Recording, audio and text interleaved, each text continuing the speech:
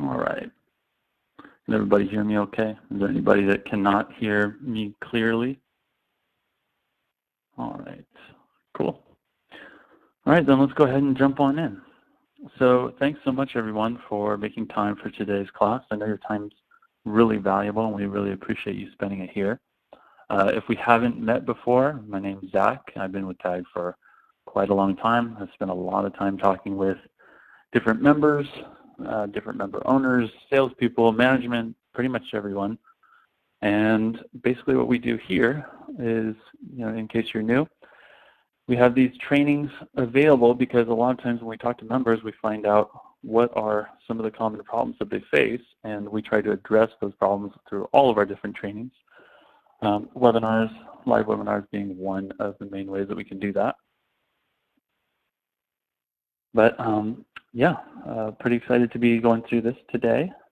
Today we're going to talk about how to connect deeply with our customers' needs. And let's go ahead and just jump right into it. So let me go ahead and read the description of the class, which kind of sets the tone in a really nice way for what we're going to go through today. Which is, as an owner, we invest so much time, energy, and effort into building our customer base. We treat our clients like gold for decades and bend over backwards to keep them happy. In many organizations, our clients even become our close friends. And then we finally grow large enough and we hand the relationship off to a salesperson who's never met them and wonder why sales drop. This class is going to dive deep into science-based techniques on how to connect with your customer on a deeper level than they've ever connected with an MTSP. We're going to use rapport-building techniques that bypass the conscious mind, communication thin slicing methods, and 5 questions that will open them up and get you the keys to the castle. So that's what we're going to talk about today. So we've had a lot of members who have had this kind of experience before, where we go in, we spend all this time building this really, really strong relationship with our customers, and we're willing to do just about anything to make sure that we're, protecting the relationship and building our reputation as someone they can really trust. So we spend all this time investing into our customers. And then we kind of get to that point where we realize, okay, we need to bring in different sales personnel, sales management, things like that, and we realize, okay, we can't be the only one that's doing sales. So then we start taking advantage of all of the teachings that TAG has. So we got to make sure that they're a culture fit. We study the principles of a highly successful person, make sure that they're what we call a 20. We put them through DISC tests. We run other kinds of certifications or product certifications to make sure that they can fit and fulfill the role. And then we bring them in. And then for some reason, sales dip. So I'm going to call on a couple people here. Looks like we have Bill Parker. Bill, you ever run into this?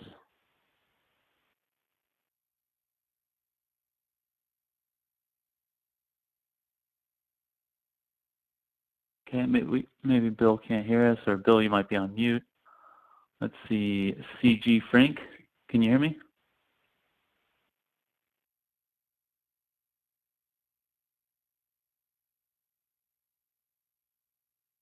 Okay, CG looks like he's typing in, so maybe he's. All right, let's try Vic. Vic, can you hear me? I can hear you loud and clear, Doc. So you ever run into this? Where sales dip? Because no, we run into the opposite. And I mean, we've just had it happen a couple times recently where we think that we're doing everything right for the customer, and then all of a sudden we call up and they're on the new phone system, or they've replaced their MSP with somebody else and they haven't connected with us. And it's not because we didn't reach out to them. It's not because we didn't do. So I guess we just didn't click. Got it. So then what were you wanting to get out of this class then? Just find better ways of making sure that our relationships with the customer are in such a position that they wouldn't think of going elsewhere without first running it by us. Perfect. All right, thank you. Brent Shilley, have you run into this problem at all?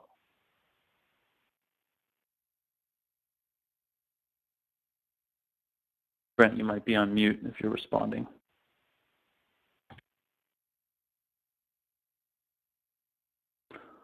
Okay, it sounds like we're having a little bit of technical difficulties, but that's okay. We might have a couple people that are just... Oh, this is Bill Parker. I'm here now. Oh, great. Bill, have you run into this before? You know, in a prior life I did, but in my new company, it's almost never. The relationships I have with my customers is what I believe to be very strong, and in somewhat ways, somewhat personal. That's great. And that carries over to your salespeople as well? Yeah, I'm the salesperson. Okay, got it. Only have one at this point, other than my unique model is where I have relationships with solution providers that we're a part of their solution. So in many cases, probably 70% plus of the time, they've already sold the customer on their solution, and we're the company that provides the hosting. And once we get the hosting, then probably 70 to 80% of the time we end up with their managed services. And now more than ever, we're also getting options for their voice. Perfect. So we get recommended by our solution partners as the go-to people to host their specific software solution for their end customer. Fantastic. So, okay, so it looks like I'm getting a couple other chats. Thanks so much, Bill, for adding that. Looks like I'm getting a couple other chats. It looks like a handful of members are just on the web call, so they can't answer. So that's okay. But in any case, whether we're talking about Bill's success with this or Vic's challenge on this, we understand the importance of being able to connect with people on that deep level. Now, that's the thing that we all pride ourselves on, is our ability to have this really, really strong relationship. And that's built on this core component that we've all heard a million times. You know, one of the core principles that we talk about in any of our trainings is how important it is for us to have our customers like us, trust us, and respect us. And regardless of whether we're doing a really, really good job of that, this is kind of the truth that kind of comes through everything. For some members, when we get ready to bring on other salespeople that aren't us, that we don't have that personal background with the client, there's some obstacles that can come up. So what happens is, I'm sure with Bill, when you talk to your customers, as soon as they imagine you, as soon as they think of your company and you pop into their head, they think to themselves, oh yeah, I really like Bill. Of course I trust him because of everything he's done for me. And not only that, I totally respect him and what his company is capable of doing for me.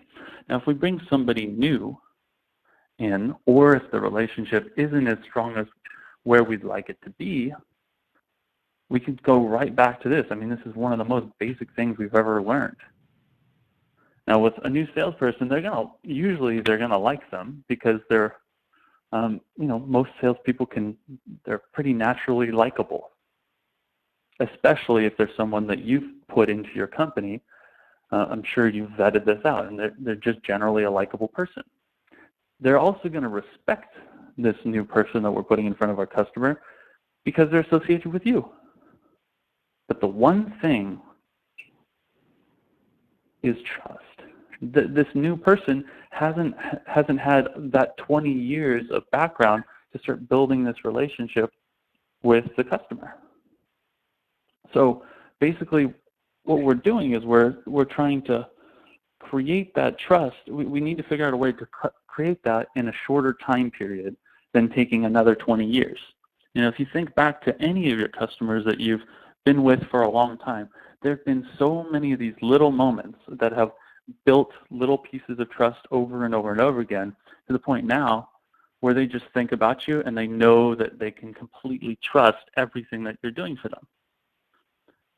Now, when we put somebody new there that doesn't have that 20 years of experience and 20 years of connection, hasn't been through all the ups and downs with them, if there's no trust, the frustrating part is that there's no deal.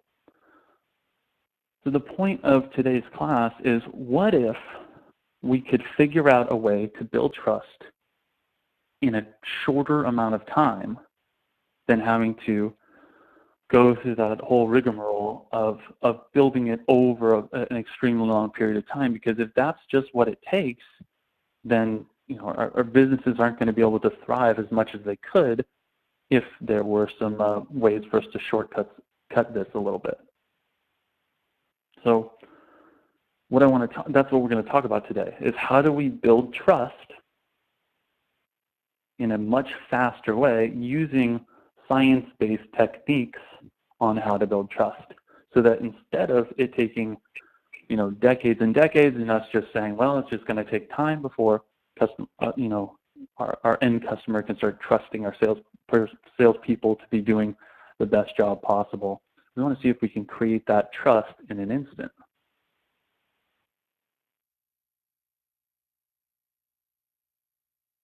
So what I'm about to teach, I've been studying this tag help for the past couple of years. I've used it with a lot of really, really high performers, and it's been incredible, the transformation that it's been able to create. So what I'm about to teach you is very, very powerful, so please use this responsibly. I'll go through a couple stories that talk a little bit about how to do this, and I'll kind of illustrate the point here. So first thing I want to talk about is a couple of years ago, one of the reasons that TAG was very interested in bringing me onto the staff was because I was an entrepreneur as well. That's one of the things I've always loved about being in the whole TAG universe, is I'm around a bunch of entrepreneurs. I understand how cool it is. I'm inspired by everyone that's in the TAG organization. And with that, I actually went out and created and worked on my own ventures with TAG's mentorship, helping me every step of the way. So I want to share how I was able to create trust in a very, very short amount of time. So we had this one business where we were selling sandals. So we did a joint venture with this company that was doing $100 million a year in sandal sales. Yeah, who knew?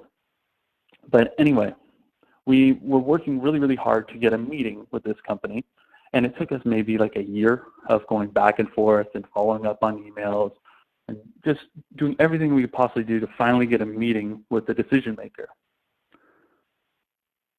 So what happened was we talked to the VP of sales, and he said, oh, you know what? I showed the business plan to our CEO, and he loves it. He loves it. He wants to do it. He's really excited. He said it's just like what we're doing with Nordstrom, and it'll be great. We could totally do it. He loves all your ideas. This would be an amazing way that we can expand the brand. Let's do it. So then we get all excited. We start moving things forward. We're raising money. We're getting inventory. We push all the pieces forward. And then what happens is a couple weeks later, we get a call.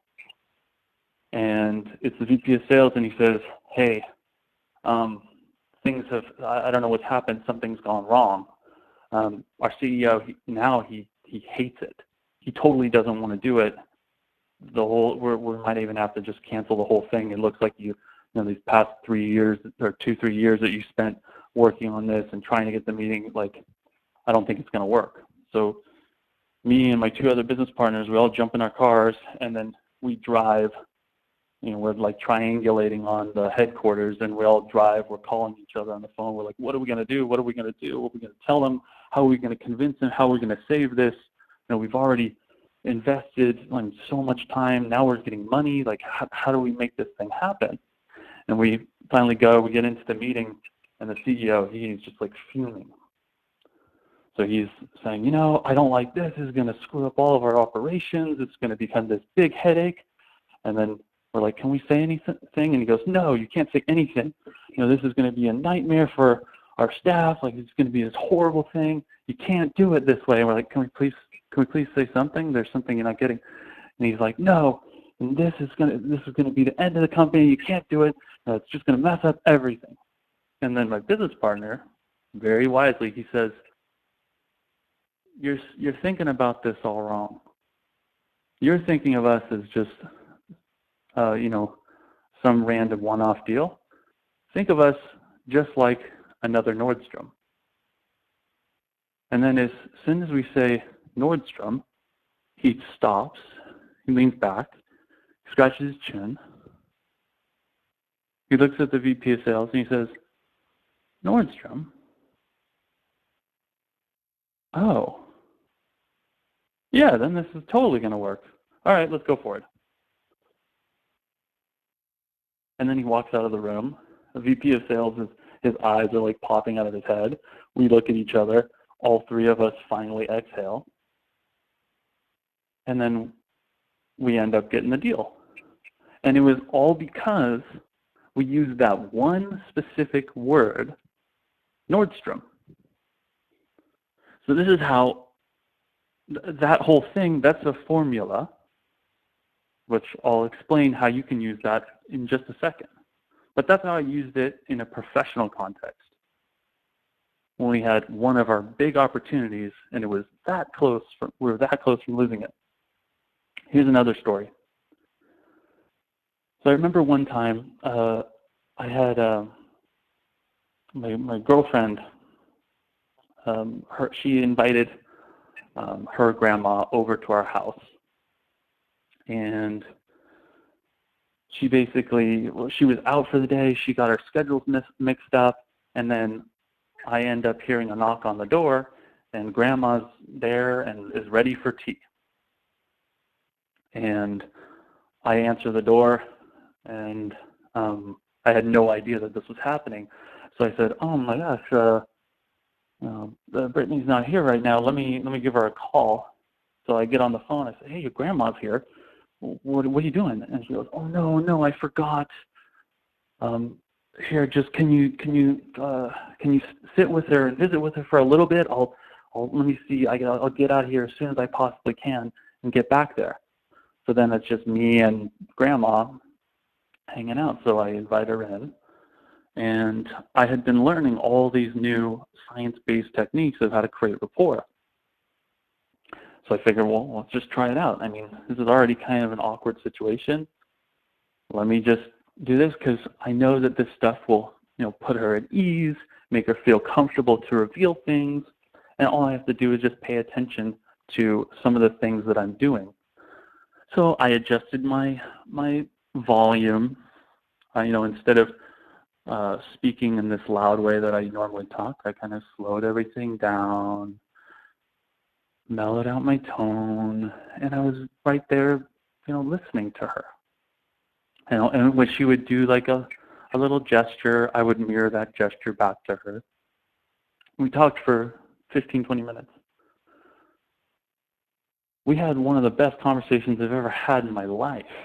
Not to mention, after 15 minutes, 20 minutes of using these techniques, she ended up telling me stories about her past, and intense stories because she was in Germany during World War II. And she started revealing one thing, then the next, and the next, and she ended up revealing secrets that nobody in her family had any idea of. She kept telling me, I've never told this to anyone ever before, but I don't know why I feel so comfortable with you, Zach. And then we kept talking, and then she just kept explaining. And I learned these things, and I remember walking out of, as soon as my ex-girlfriend got back, I just remember thinking to myself, this is insane. Like, this is really powerful. He told me, like, really intense war stories. So whether I was talking to CEO of a $100 million company or I was just having tea time with grandma, it worked in both these scenarios. Now, if we convert this to a more corporate environment, they had this company that was really struggling selling stocks, and it was this study back in the 80s. This company was having a really hard time selling stocks in the South. And so what they did was they hired a New York City consulting firm to come in and sell stocks. And they would get on the phones and they would be pitching a lot of business owners or investors in the South. And for some reason, despite all of the New York City consultants' claims that they were the best consultancy that you could talk to, they were going to sell more stocks than you ever could, they were really, really struggling with it. And then they talked to the people from the South, and they're like, how come, they ended up doing a study, they're like, well, how come they're not buying? And they said, well, we don't like these fast talkers. They just sound like slick salesmen, and I don't trust them. And that's how communication works. That's the science of communication. So you may have seen this where you hear about, so there's 3 different types of communication. There's our body language, there's how we actually talk, like the auditory component, and then there's the content of what we say. So when we're getting ready to figure out how can we build in more trust into our relationships with our customers, what do we focus on training? We focus on training what it is that we're actually saying. But we ignore these other big chunks of communication. 55% of all communication is through body language. And we've heard this before. We know how important this is, like, deep down, but we kind of forget it. 38% is how we talk. 93% of communication has nothing to do with what we actually say. But when we bring someone in new, what do? We teach them about product. We teach them about the details. We want to make sure that they know what they're talking about when they're meeting with customers. And we focus almost exclusively on this part that makes up 7% of communication. So we focus on this tiny little sliver of communication instead of the bigger part, the science of creating trust. And then we wonder why sales dip. Have you ever noticed that the people that you're closest with, they have similar expressions, they speak in a similar tone about similar kinds of things? Basically, the way we create rapport is by communicating through body language and actually how we're talking instead of focusing exclusively on what we're saying. Let's see. Barbara, can you hear me? Yes, I can. Barbara, have you ever run into this? Have you ever had any personal experience with this? I have. Certainly, it's funny, I actually took a picture of the slide about the body language thing because in my personal life, I have this conversation with my husband all the time. Although I exaggerate it, I tend to say 80% of what you say is in your body language. So, but that was a nice slide. But yeah, absolutely, to be cognizant of the style of the person you're talking to, and that kind of flows into the whole tag disc outline too. But yeah, no, certainly I find that the results are affected by things that you've mentioned. I'm a loud, fast talker. Sometimes that can be off-putting to certain people. Depending on the personality, it might be, in reverse. Mirroring their energy is a good thing. Exactly. So yeah, for anyone that's married and wants to verify that this dynamic is extremely strong and at play, just imagine the last time you've been around your partner and you said, "Is everything okay?" And they said, "I'm fine." And then just remember what they looked like and the tonality of how they said, "I'm fine." And you might recall that maybe they actually weren't fine. Maybe they were saying they were fine, but if they're, grimacing as they're saying this, they're communicating on all these other levels. And the point of bringing this up is if we understand how powerful this is, we can get a completely unfair advantage when we go in and we're talking with our customers. Because that 93% of communication, that's how we open things up for, whether it was the CEO that I was talking about, grandma, or those consultants.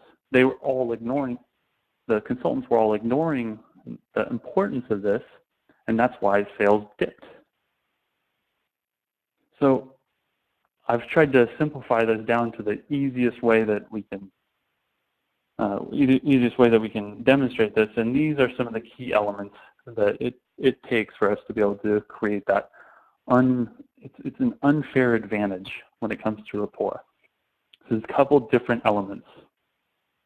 So when we're basically putting someone at ease, these are the things that we can do. So first of all, there's mirroring.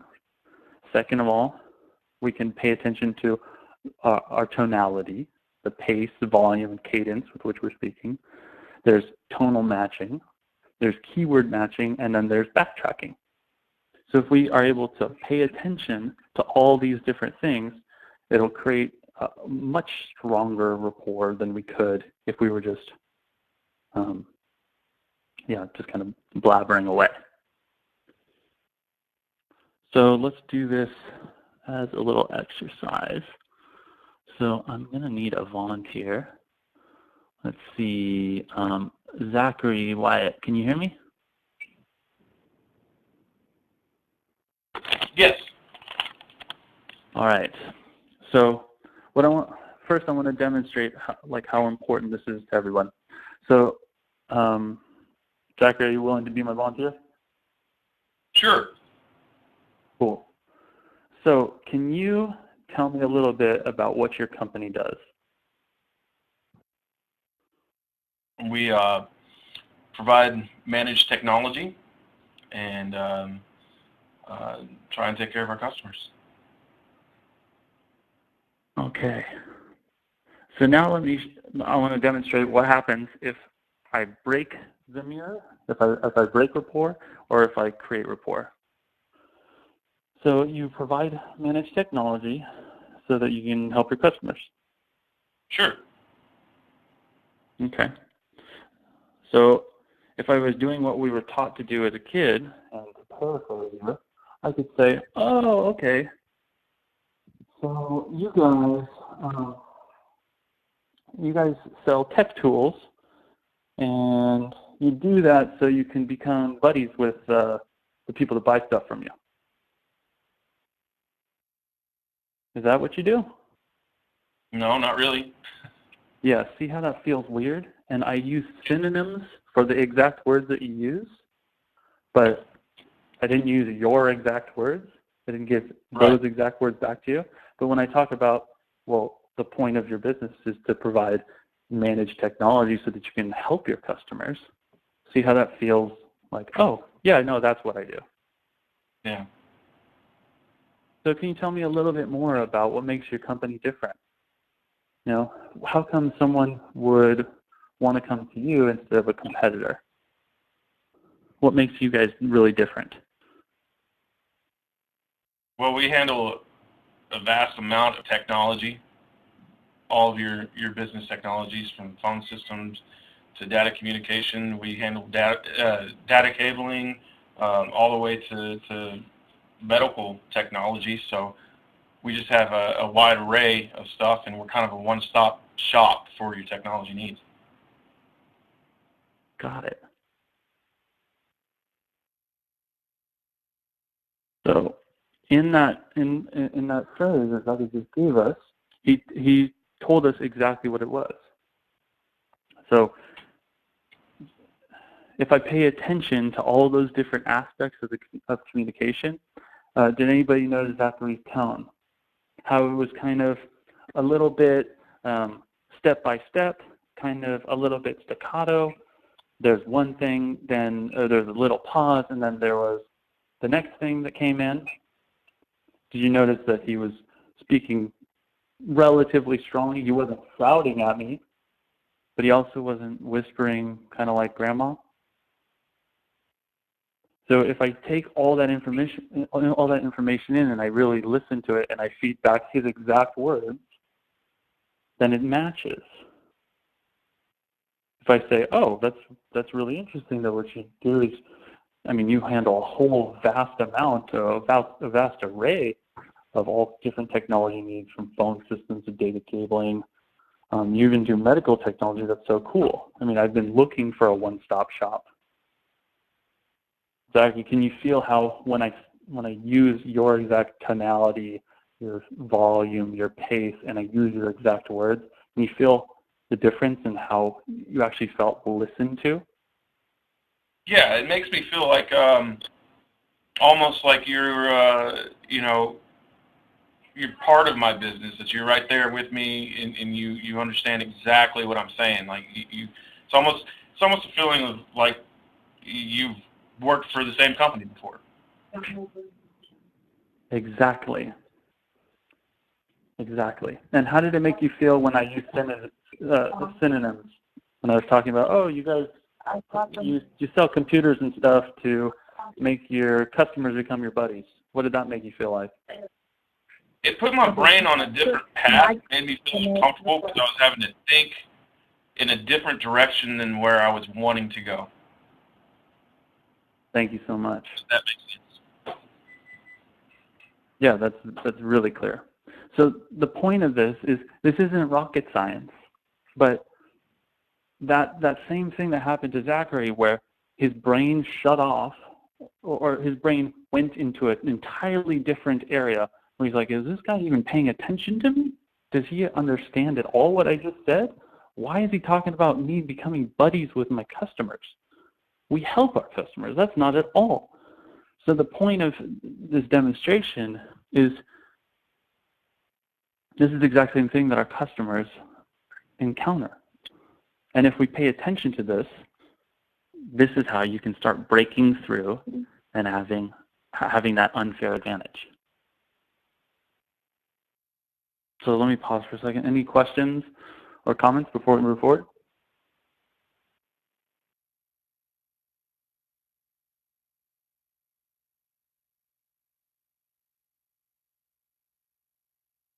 Okay. So let's go ahead and keep going.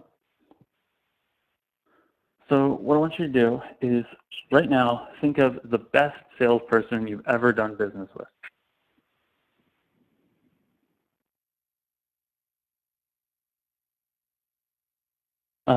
Vic, can you tell me a little bit about the best experience you've ever had being sold to?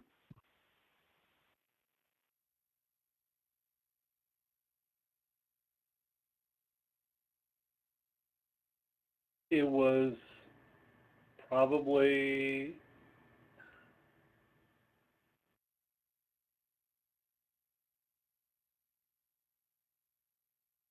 I'm actually trying to think of a really positive experience where, yeah, it's probably, we have a appliance dealership that is located not too far from our office, and they're by far the #1 appliance place to go in the area, and their salespeople are amazing. How did they make you feel? Look, I was getting the best deal. Mm-hmm. And did you feel closer to Zachary's second experience that we just went through, where you like felt understood, felt like honestly, the only time that I felt really closer to Zachary's second experience was probably about 5 years ago when I was on the phone with Dale Stein, and he said, "Come on out and give Tag a try. Come out to San Diego, visit our offices."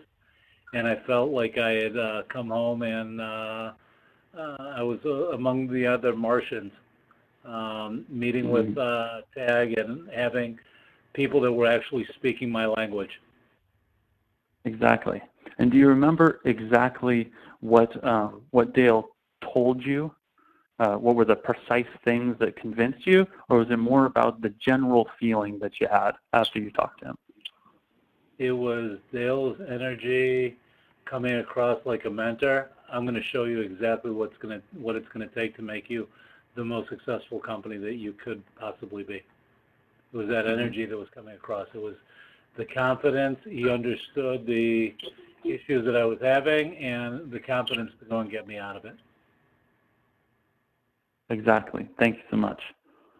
So basically, if we ignore all those other different techniques of rapport, then it creates a natural impediment towards us creating that feeling that Vic was feeling when he spoke with Dale. He felt understood. He felt like he was getting to come home with the other Martians. And the other thing I want to bring up is that, most of the time when I ask people this kind of question, they didn't have an experience where the person pitched them really hard.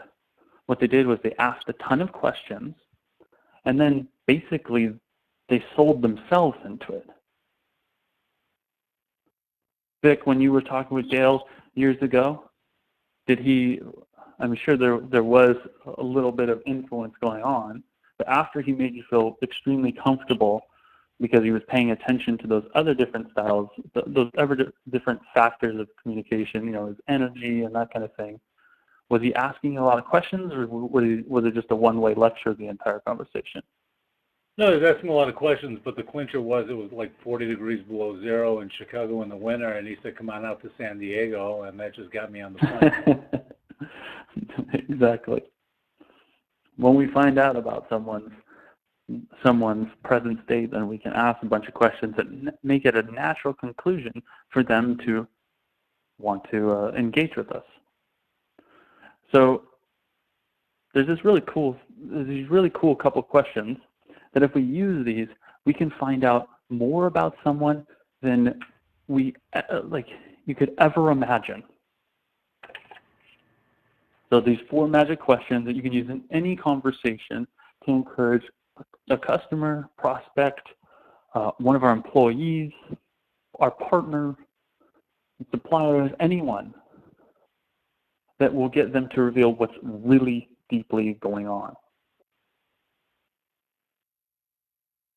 So let's go ahead and I want to do the questions right now, and then we'll come back to that.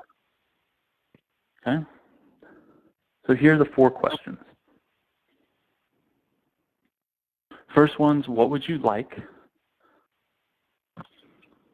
for the technology in your business? Second one is, what will having that do for you? Third one is, how will you know when you have that? And the last one is, what might go wrong when you get your good outcome? So I'm going to need another volunteer. Let's see, Todd Painter, can you hear me?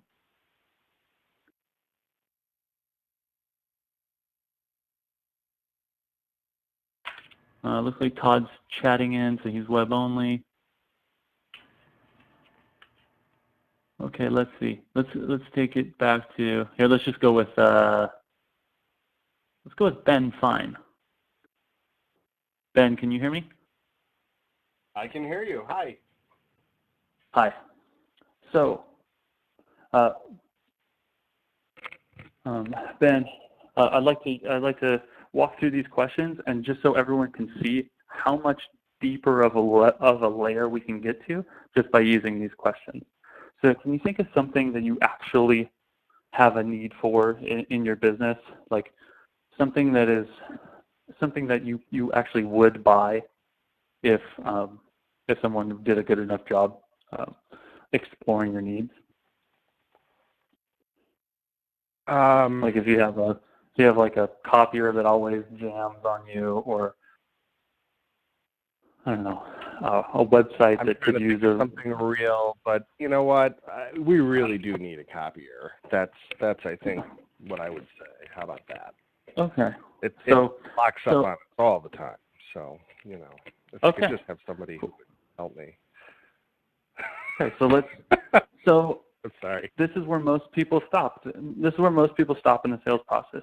They go, okay, well, needs a copier. Let's get him a copier. Okay, so here's a couple models. Here, let's do this. But watch what happens when we use these 4 questions. So, Ben, so what would you like from your copier? What's happening now? What would you like honestly, from it? Right now, it barely functions, but what we'd really like is something that can fold a three-card brochure. If we could just have something that would fold that for us, my goodness, that would save a huge amount of headache. Because if you could fold that 3-card brochure, what would having that do for you? Well, my office person will not spend half their morning folding 1,000 of these pages when we have to do it. That'll save a lot of time and money. Okay, so they spend half their morning every morning? No, it's like once every few weeks. But it's a significant headache. Nobody wants to do it.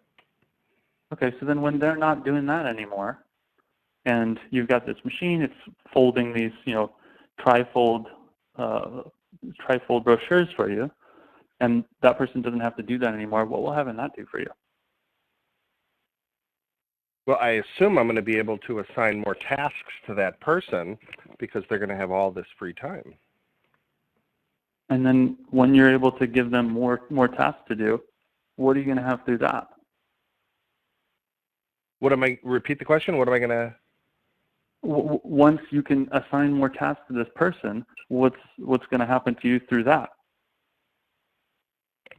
Well, obviously, I've gained efficiency. I'm hopefully more profitable because of it. There's a lot of good reasons. And when you're more profitable, what can happen for you?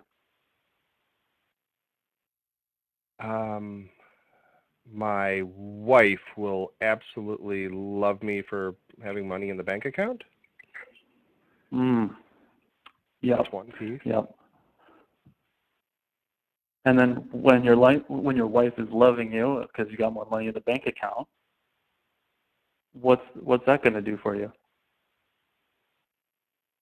Improve my life satisfaction, I would imagine. This copier I really need this, I think. Who knew that a copier, if we get you a copier that can do a trifold brochure fold, it's going to save your marriage? Unbelievable. Exactly. So see how many layers this goes down, where we think, oh, we just need to get them a copier. But once we connect it to something that's actually emotional and actually true, then the customer goes, oh my gosh, wow, you're seeing me on. I just opened up about my marriage to this person. Okay, wow, maybe there's some trust here.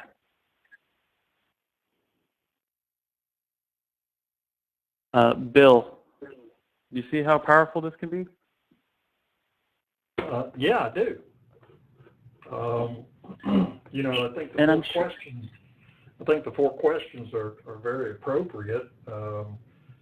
I tend to ask these questions and a lot of others, and then try to listen rather than, I want to learn about the customer. I want to find out what things we may have in common. But I want to find out about what their needs are in their business and learn about their business before even suggesting any solutions to them. Exactly. And that ability, that expertise, you probably learned that over a long time of trial and error, and then course correcting until you have your own way of doing it perfectly. Now, what you can do with these questions, you can hand these off to a salesperson right away, and then they basically will have the tools that they can work with so that they can basically drill down to that same layer instead of assuming that they know what the customer wants and cutting them off. Now they can just use this, and they can basically replicate the same expertise that you have with some kind of structure behind there. So now I want to talk about the last question on this because it's really interesting. So what might go wrong when you get your good outcome? So let's go back to Ben. So Ben, if we get this trifold brochure copier in your office, what might go wrong when you have that good outcome? You know, years ago, we installed a new scanner that was going to be the greatest thing ever, was also going to save a lot of staff time and energy, and going to make my wife very happy again. And unfortunately, in that case, we had to hire somebody who could program and use this scanner because it was significantly more involved than what we had anticipated. And so all of that extra profitability went right out the window because of the expense I had to have to keep it going, to use this new product. Thank you. So now Ben just gave us the only objection left. Is that he's worried, oh no, I don't want to have to hire someone again and lose all the profitability. It's if we stay at the top level, we go, oh, you need a new copier? Okay, great. Here, we got this one. We got this model, this model. Now, Ben, are you feeling, after me listening and going through these 4 questions in 4 minutes, are you feeling like, wow, that might be the most well-informed copier salesman I've ever met? I don't know. I'm just saying, are you feeling more listened to? Are you feeling more understood? Yeah, I'm more connected, like I understand your needs on a deeper level than any other copier person would even think to go to. And this is something that we all do as owners implicitly. We've learned this. It's become this unconscious competence that we just naturally do. But for new salespeople that are coming in that don't have 20 years of experience doing this, this is how we can shortcut that so that if they start paying attention to the 93% of communication, we pay attention to actually backtracking people's words and using those back with them. We pay attention to our tone. We pay attention to actually using questions that can pull out the information. Then we can find out exactly what's going on with people. So, Zach, what if the answer to the first question is something unrealistic? I mean, one school of thought says to go and set expectations and then exceed them. And what if they have expectations from that first one that are much higher than what the technology can actually do for them, and we're setting them up for disappointment? Well, wouldn't it be great to find that out early on instead of after you've already sold them something halfway through implementation?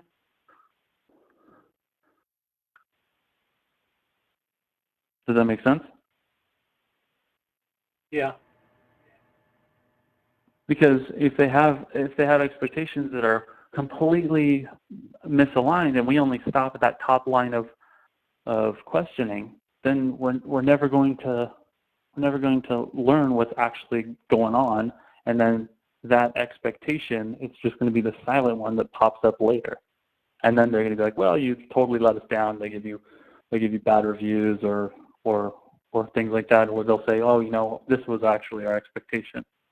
As the salesperson, it's our job to pull those up to the surface and find them out quickly, so that then you can make a decision. If people have crazy expectations and it's just not going to work, then you can avoid that whole conflict before you get deep in bed with the customer. Any other questions before we wrap this up? What are some other ways that the fourth question can go in your experience? Yeah, sure. I'll share a quick story. So I had one client, high performer, young entrepreneur, making okay money. I mean, he's a startup, but he is hitting this revenue ceiling. No matter how hard he tried, he just couldn't get past it. So then I said, "What do you want?" He said, "I want to get past my sales ceiling." Duh, have you not been paying attention, Zach? I was like, "Okay." And I asked him that last question. Well, what might go wrong when you get your good outcome?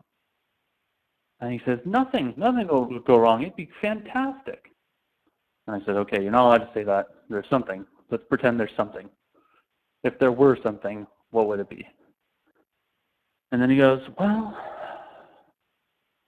if I did this, I would probably pay off all my debt. And I was like, oh, tell me about the debt.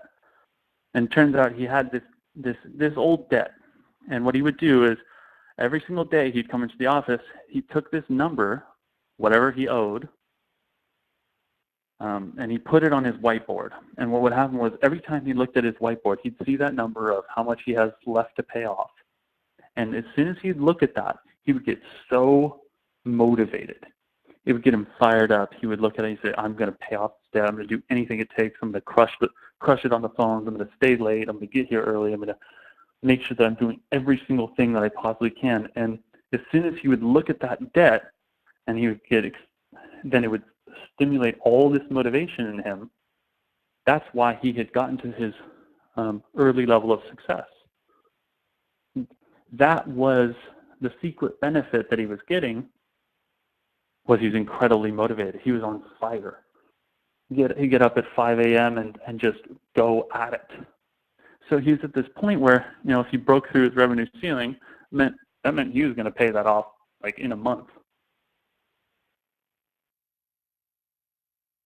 But then what we did was we had to figure out another way to preserve his intrinsic sense of motivation. So then we just started him on getting up at 5 a.m. and going and doing weightlifting. So he had something else that he could get angry at, and then create all that motivation so that he could move forward. And then he ended up, blew past his revenue ceiling. He doubled it in like a couple months, tripled it. He's quintupled it last time I talked to him. So what this last question, what might go wrong when you have your good outcome, what we're trying to find is, what is that thing? Like, oh, what happened last time when someone promised you the moon with the scanner, and then things went poorly, and you ended up losing your profitability because you had to hire someone. Well, if I can bring up the fact that, you don't, the way our product is set up, you're never going to have a tech, and like I can even guarantee that. I could even, if you want, we can set up managed services too, and then you won't even have that problem with anybody. So usually what people will say is they'll say, well, nothing would go wrong if I have the good thing, but there's always something, 100% of the time.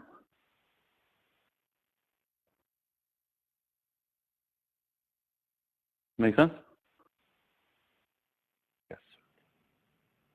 Thank you. Any other questions?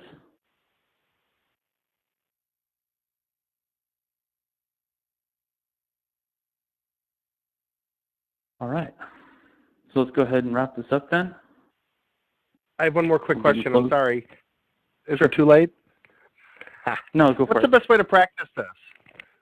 Is there an exercise? Is there a something? What do you think is the best way to consciously do this without obsessing about every conversation that you have?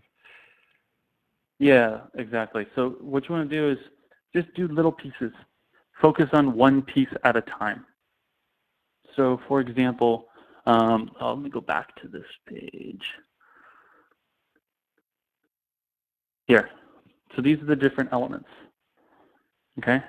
So I'm assuming everybody kind of already knows what these are. Just really quickly. Mirroring, that's basically making sure our body is in the same position as somebody else. You know, if somebody crosses their arms, you know, the best way to respond to that is you cross your arms too. Now, so that's what mirroring is: pace, volume, cadence. That's all the audio tonality things. We were talking about keywords is using the exact word. So the best way to drill this is to go step by step. Just focus on one. So the way that I was going to leave everything today of how do we actually implement this is use those rapport techniques in your next meeting. So just pick one of them and only try one. Like if someone's doing gestures, just notice what gestures they do, and then later in the conversation, do that gesture back to them and see what happens. And then after you try gestures out, then you want to try using keywords. Remember when I asked Vic the question and he said, "Oh, it felt like I was coming home with the other Martians." Normally I probably wouldn't say that wouldn't be a normal expression of mine, but those were his words, so I said those words back to him. Focus on the keyword, and then just go one by one. Just try one element of the way your body language is. And then try audio, like the tone. Then make sure you do keywords. And then the last note here is use backtrack mirroring. A lot of people hear about mirroring, and you may have heard about Tony Robbins talking about how important NLP is and how that's basically been how him and all of his clients have been super successful. And then they try out mirroring, and then it just feels weird and creepy. Backtrack mirroring means you put a little bit of a delay in between that. So you have to experiment with this. Just notice what are those keywords where they light up on it or that are unique to them. You don't have to get every single one. Just focus on what are those really, really unique ones. And then you just kind of remember them, and then you use them. You do it on a delay. If you do it too quickly, it'll feel forced and weird. But if you slow it down, let them get to the end of speaking, and then when it's your turn to speak, you work it into your conversation. So the best way to implement this is experiment in your next meeting with those rapport techniques that I mentioned, and then try them out. Try out the 4 magic questions in your next conversation, and just see how much further down you can get.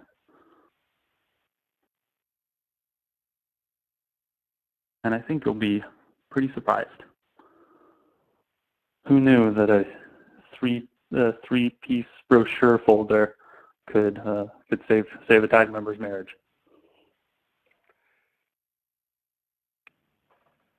All right, so we're at 2 o'clock, so I want to go ahead and close it up here.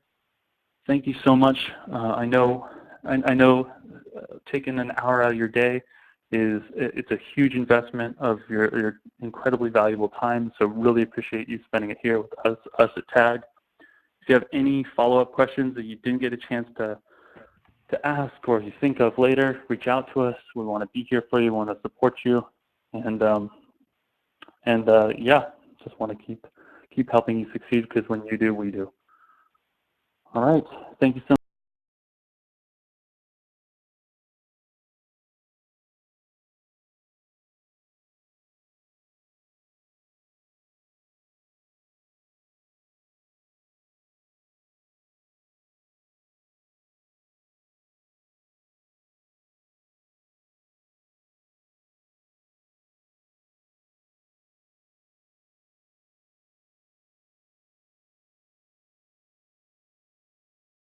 much. I'm Zach, and I'll talk to you soon.